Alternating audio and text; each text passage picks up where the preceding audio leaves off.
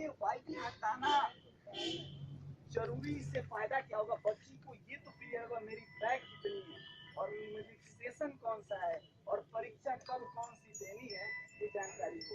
मैं last time भी भुक्तभोगी था तो इस बार भी मैंने पत्राचार किया, लेकिन समस्या है कि मेरे पहले सेमेस्टर का रिजल्ट मैं 2014 में अपीयर हुआ। अरे 2014-15 के सत्र में मैंने परीक्षा दी और रिजल्ट जब घोषित किया गया सुन के कुछ अटपटा लगेगा, 30/12/1899 में घोषित किया और वह रिजल्ट जब मैं कई बार कॉलेज को एप्लीकेशन किया हूँ, उसकी भी आपको रिसिप्ट मिल जाएगी कि सर मेरा रिजल्ट आ ही नहीं रहा था। जब तक रिजल्ट घोषित नहीं होगा हमें बताया नहीं जाएगा कि किस विषय में मैं फेल हूँ, तो दोबारा जब उसकी फॉर्म भराए जा रहे थे तो उस फॉर्म को मुझे भरने नहीं दिया जा रहा। कॉलेज का कहना था आपका रिजल्ट नहीं आया तो आपको कैसे पता, आप भर दीजिए, जब मन में आपको जो लगता हो भर दीजिए। लगता से काम नहीं ना बनता है सर, हम अपेक्षा तो करते हैं कि पास हो जाएंगे, लेकिन आप जब फेल कर देते हैं तो आप ही की नीट के साथ दोबारा परीक्षा देते हैं, लेकिन उसके बैठने नहीं दिया जा रहा था। उसमें बहुत से पत्र लिखते हैं, तब के पूर्व शिक्षा मंत्री माननीय शिवाकांत गोदारी को भी हमने पत्र लिखा और कहा मान्यवर न्याय नहीं हो रहा है, आपसे न्याय की उम्मीद है, उन्होंने कहा था। उसके बाद उन्होंने किसी से कहा संयोग बस मेरा रिजल्ट आया उस दिन, और जब आया रिजल्ट को जब मैं पास हुआ उसी से रिजल्ट हुआ 30/12। तो मैं दौड़े दौड़े कॉलेज के पास गया और जाके कहा सर मेरा रिजल्ट आ गया, मेरी जो बैग है कैरी ओवर पेपर में बैठ गया। जब मैं वहाँ गया तो कह रहे हैं सबका आ गया तो तुम्हारा नहीं था, तुम लेट किया तुम्हारा नहीं भरने दिया। हमने उनसे रोया धोया सब कुछ किया, कहा ये सर रिजल्ट ही नहीं आया, तो बताया तो था आपको कल, कह रहे नहीं कॉलेज की डेट थी 25 तारीख, शायद मुझे अभी भी याद है, शायद रसीद हमारे पास होगी 29 तारीख की रसीद। तो कह रहे थे आज समस्या बता लें, आज उनको वो कह रहे हैं कि नहीं सुनी जाएगी। तब मैंने कहा कि सर सुन लीजिए 30/12/1899 जब मेरा फर्जी रिजल्ट है तो एडमिट कार्ड लेके गया तो मैंने परीक्षा दी है, आपने मुझे एडमिट कार्ड दिया है, अब आप रिजल्ट दे दीजिए अगर ये गलत है। तो वो कहें कि यार एक काम करो इसके साथ जोड़ो को मतलब साइन लेके इसकी फॉर्म भरवा दीजिए। तो हमने कहा चलिए जब परीक्षा है तो आज कोई नया दिला नहीं पाएगा।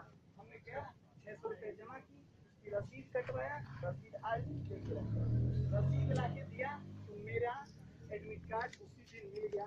तब मैंने कहा था देखिए हाथ से मिला है वो सारी चीजें तो वैलिड हो गया, 600 रुपये में वो वैलिड हो गया।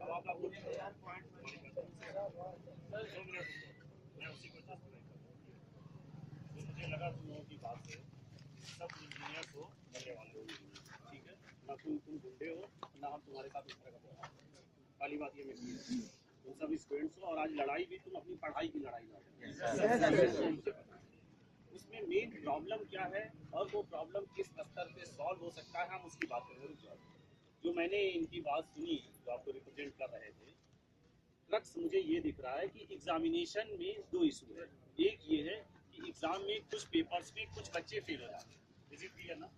अब यहाँ पर दो बातें आती हैं, एक ये कि हमने एग्जाम में ठीक लिखा था, हमारी इवैल्यूएशन गलत हुआ, ठीक है, उसके लिए ही स्क्रूटनी और चैलेंज की व्यवस्था होती है, राइट। जो कि आप लोग एक इशू ये कि सर हमने स्क्रूटनी के लिए डाला, वो समय से हमें रिजल्ट नहीं मिल रहा, अभी नहीं सुनो, मैं उसको आई एम इंजीनियर इसलिए मैं उसको बिल्कुल जस्टिफाइड वे में आपको बता रहा हूँ कि आपको स्क्रूटनी से आप संतुष्ट नहीं हो पा रहे कि हमें मिल नहीं रहा, हमें बता दो साहब हम नहीं लिखे एग्जाम में तो आप पास कैसे करोगे, लेकिन मुझे बता दो, राइट। दूसरा इशू एक जो इन्होंने उठाया वो पॉलिसी मैटर है कि सर ये बाई बैक ही खत्म कर दिया, ये तो मतलब हमारा ये है कि साहब हमें नेक्स्ट ईयर दे दिया जाए और हम वो उसको पेपर कैरी ऑन करेंगे जिसमें हम फेल लेट में करूँ, वो मुझे पता है यार, मैंने बताया तो बीएचयू से मैं हूँ, मुझे पता है कहाँ किस कॉलेज में हो रहा है कहाँ नहीं हो रहा है। तो उसमें आपका इशू ये है कि साहब हमें जैसे अन्य कॉलेजेस में डिफरेंट स्टेट्स के और कंट्री के और कॉलेजेस में हम अगले साल जाएं, इसको हम कैरी ऑन करें, अगली बार दोबारा परीक्षा दे देंगे, पास हमें पता तो रहे कि हम सेकंड ईयर में जा रहे हैं, थर्ड ईयर में जा रहे हैं और ये पेपर्स भी हमें क्लियर अभी करना है फैसिलिटी, ये मेडिकल में भी है और डिफरेंट कॉलेजेस में।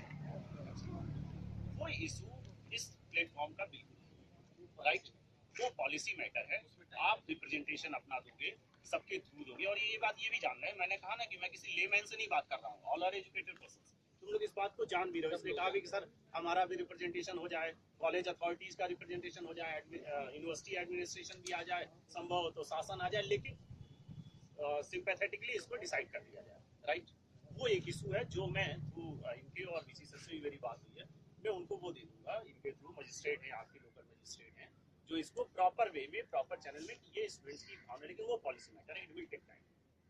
दूसरा इशू है जो कि आपकी रियल डिमांड है कि साहब या तो हमारे एग्जाम जो हुए हैं उसमें सही कॉपी वैल्यूएशन होता तो हम फेल नहीं होते, स्क्रूटनी का जो हमने डाला है उस स्क्रूटनी में क्या हुआ समय से हमको बता दिया कि हम क्या दोबारा फेल हो गए, या जैसे अगर 35 से 45 हो गया है विच इज नॉट बैड।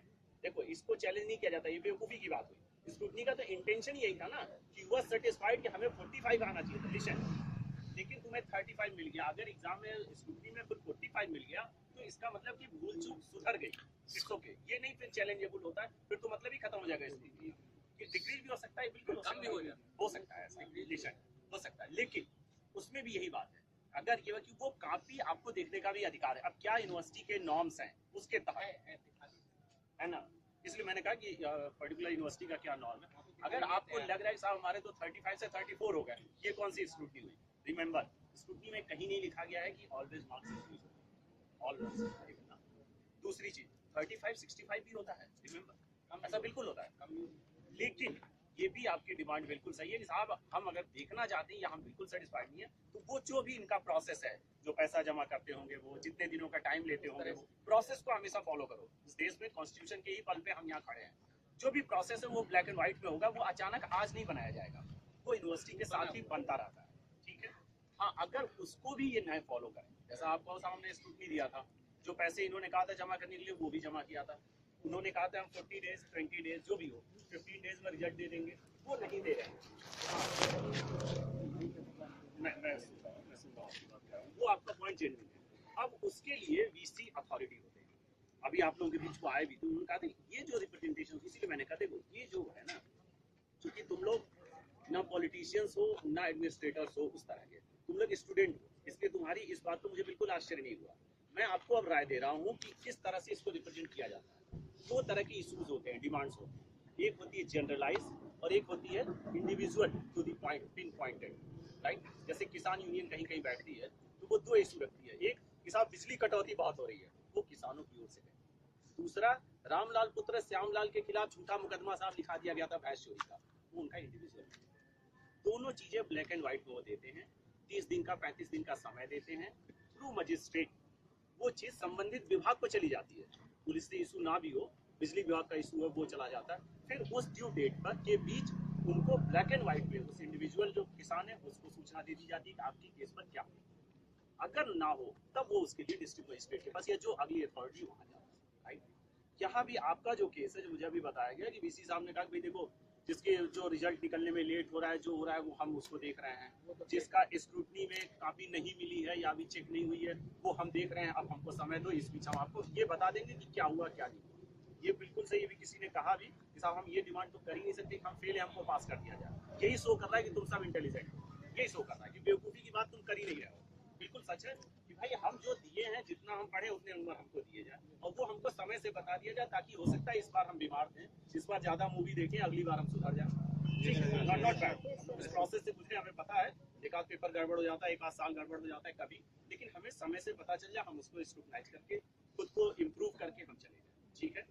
तो आप इन दोनों इशूज को बहुत क्लियर ब्लैक एंड व्हाइट में कर दो। एक जो आपका जनरलाइज इशू है जिसमें से नंबर 1 है ईयर बैक नाउ, राइट। ये एक आपका प्रपोजल हो सकता है जो कि यहीं से इनिशिएट होता है, बच्चों से इनिशिएट होता है। Let me finish first, right. दूसरा और भी जनरलाइज इशू है, जैसे कि साहब स्क्रूटनी के डेट्स अब क्या है मुझे नहीं पता कि कितने दिनों में हमारे स्क्रूटनी की कॉपी हमें पता चल जाएगी, ये क्लियर कट हो जाए साहब 30 डेज मतलब 30 डेज, कम से कम बिफोर एग्जाम से तो पता ही चल जाए, ताकि हम नेक्स्ट ईयर हमारा ना हो, राइट। ये आप वो दे सकते हैं। तीसरी चीज जो मैंने कहा, अब उसके बाद आप उसको पॉइंट करके इंडिविजुअल इशू डाल सकते हैं, जैसे इनका एक कोई इंडिविजुअल इशू एक कि साहब मेरे रिजल्ट में 1899 लिख दिया गया है, it may be clerical mistake, it may be any type of mistake, intentional mistake may be from colour, right. Authority बैठी है, हर स्तर बैठी है, अगर होगा भी गलती उसने किया है उसको सॉल्व किया जाएगा, आपका पहले तो मिस्टेक ठीक कर दिया जाएगा। दूसरा अगर उसका इंटेंशनल मिस्टेक मिलेगा, जो डिपार्टमेंटल इंक्वायरी का विषय है वो ये करेंगे, तो उसको पनिश किया जाएगा। दैट्स अ डिफरेंट थिंग, क्योंकि आपका उद्देश्य उस कलर को सजा देना नहीं है, आपका उद्देश्य अपना कैरियर बनाना है, राइट। उस कैरियर बनाने के बीच में जो डिले कर रहा है उसको अपनी लड़ाई आप लड़ रहे हो, वो गलत भी है। तो जितने ये इंडिविजुअल इश्यूज हैं, या जैसे कोई पर्टिकुलर अपने मार्क्स देखना चाहता है, वो सारे पैसे और वो सब जमा करने के बावजूद नहीं दिखाया जा रहा है, किसी काउंटर पे, जो सिंगल विंडो की बात हो रही है लेकिन इस समय मल्टी विंडो है, किसी काउंटर पे कोई एक बाबू कोई एक कलर ज्यादा उसमें डिले कर रहा है एग्जाम, उसके लिए एडमिनिस्ट्रेशन बैठा हुआ रहता है, उसी की अथॉरिटी बैठी होती है, वो करता है, राइट। जब तक आप pin pointed to the point legal बात नहीं करोगे, तब तक ये तो वेरी फ्रैंक, चूंकि स्टूडेंट्स हो तुम लोग, इसलिए मैं प्रेम से बात कर रहा हूँ, 100-150 तो कुछ है ही नहीं, लाखों लोग भी आ जाते हैं ना, आपको पता भी है, तमाम बार गलत इशूज के लिए 10,000 50,000 लोग सड़क पे आ जाते हैं और एक दिन का पेपर इशू रहता है, नेक्स्ट डे, क्योंकि उसकी चीज नहीं होती। लेकिन एक अन्ना हजारे भी सफिशिएंट होते हैं सबको हिलाने के लिए। भीड़ की जरूरत नहीं है, सच्चाई की जरूरत है, और थ्रू प्रॉपर चैनल की जरूरत है, थ्रू प्रॉपर चैनल। रिमेंबर, आपको बनाया गया ना सिस्टम, हम कह रहे हैं कल को तुम यहाँ बैठ सकते हो, कल को तुम ये वर्दी पहन सकते हो, मैं इंजीनियर बनने के बाद यहाँ खड़ा हूँ तो तुम भी खड़े हो, मैं तो ये मान रहा हूँ, तुम सब आ सकते हो यहाँ, तब तुम भी उसी सोसाइटी उसी सिस्टम की बात करो, क्योंकि उसी से चलेगा सिस्टम। अगर किसी को, हम तो कह रहे हैं कि अगर आप बिल्कुल परेशान है कि साहब हमसे तो कोई सुन ही नहीं रहा है, कोई नहीं सुन रहा इस देश में, तब भी कॉन्स्टिट्यूशन बना हुआ है, धरना स्थल भी बने हुए हैं, इसीलिए धरने पर भी बैठा जाता है, कुछ इसमें इलीगल नहीं है, लेकिन प्रॉपर वे में बैठा है। और उसके पहले अभी तो हाई कोर्ट और सुप्रीम कोर्ट की तो बात इन्होंने कर दी, उससे भी पहले आप एक आरटीआई के बारे में सभी को पता होगा, उससे रिप्लाई नहीं आ रहे उसके, ठीक है, बहुत अच्छी बात है ना, ये तो तुम मजबूत हो रहे हो। अगर आरटीआई में आपको जवाब नहीं मिल रहा है, उसी के लिए तो सूचना आयुक्त बैठे हैं, रोज पेपर में पढ़ते हो तुम लोग की फला फला सीडीओ को और फला उनको जो है डिपार्टमेंट को 125,000 का जुर्माना किया गया। सिर्फ जुर्माना नहीं किया जाता है, आपको उनको जो मांगा रहता है सूचना, उसको सूचना भी दी जाती है और जुर्माना भी किया जाता है। वो तो जितना आपको रिप्लाई नहीं मिल रहा उतने आप मजबूत हो, लेकिन वो आप एक लीगल फोरम पे लड़ाई लड़ रहे हो, एप्रिशिएट। दूसरी चीज, कोर्ट में भी तुम जा सकते हो, कोर्ट अगर कॉल कर दे तो दोनों बातें, एक तो यूनिवर्सिटी ये बताएगी साहब हमारे यहाँ ये प्रोसेस ही नहीं है, कोर्ट गाइडलाइन करेगी, और या यूनिवर्सिटी के जो प्रोसेस हो उसके तहत ये रिप्रेजेंट कर देंगे, सर ये कॉपियाँ रही, कोर्ट में बुला के भी कॉपियाँ चेक करवाई गई है, दी गई, बिल्कुल हो सकते। कोर्ट क्लियर कट गाइडलाइन देती है और तुम लोग तो हाई कोर्ट में बैठे हुए हो, मतलब लखनऊ और इलाहाबाद तो यहाँ सीधे हाई कोर्ट की गाइडलाइन आती है।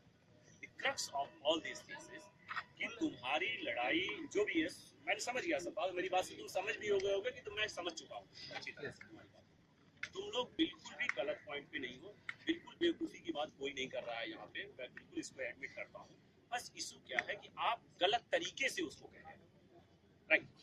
पहले आप ब्लैक एंड व्हाइट में इस चीज को, जो आपकी डिमांड, जो मैंने अभी कहा, कुछ प्रपोजल्स हैं आपके, जो सबमिशन है आपका, कुछ आपके जनरलाइज डिमांड है और कुछ आपके इंडिविजुअल डिमांड्स हैं, ये सारी चीजें ब्लैक एंड व्हाइट में क्लियर कट आप यूनिवर्सिटी अथॉरिटी को, आपके बीच बीसी आए थे उनको दे दीजिए।